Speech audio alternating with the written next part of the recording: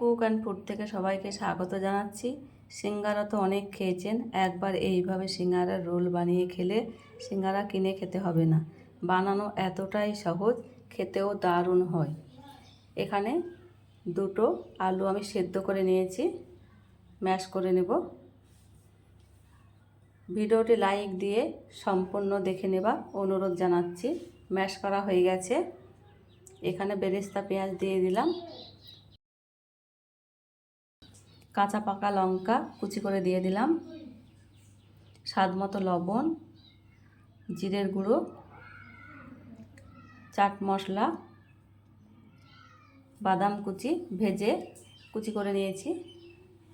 সব কিছু মাখিয়ে নিচ্ছি ভালোভাবে। মেখে নেওয়া হয়ে গেছে। এখানে আমি ময়দা মেখে রেখেছি, রুটি করার জন্য যেভাবে ময়দা মাখি সেইভাবে মেখে রেখেছিলাম। দুভাগে ভাগ করে পাতলা করে বেলে নেব। এইভাবে ময়দা ও আলু ঘরে থাকলে খুব সহজেই অনায়াসেই করে ফেলা যায়। পাতলা করে বেলে নিয়েছি, দেখুন একদম পাতলা হবে। আলু মেখে রেখেছিলাম, রুটির এক পাশে এইভাবে দিয়ে দেব। একটু বেশি করেই দিয়ে দিলাম, খেতে ভালো লাগবে। এবার আমি রোলের শেপ দিয়ে দেব। এইভাবে আলতো হাতে এইভাবে রোল করে নিচ্ছি। এই পাশে হাত দিয়ে অল্প করে জল লাগিয়ে দিলাম যাতে খসে না যায়। এইভাবে চাকুর সাহায্যে কেটে নিলাম। এইভাবে কেটে নেব।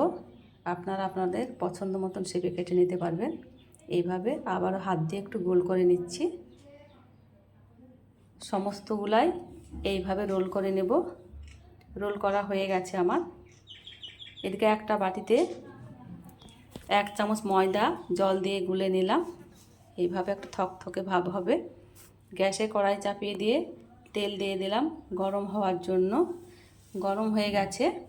রোলগুলাকে ময়দাতে চুবিয়ে তেলে দিয়ে দেব। এইভাবে মিডিয়াম আঁচে রোলগুলাকে ভেজে নেব। ভিডিওটি ভালো লেগে থাকলে সাবস্ক্রাইব করে পাশে থাকবেন। দেখুন খুব সহজেই করা যায়।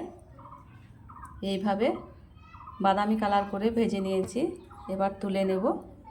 দেখতে কত সুন্দর হয়েছে, ওপরটা মচমচে ভেতরটা তুলতুলে পুরে ঠাসা। ভিডিওটি ভালো লাগলে লাইক দিয়ে পুরো ভিডিওটি দেখে নেবেন। দেখুন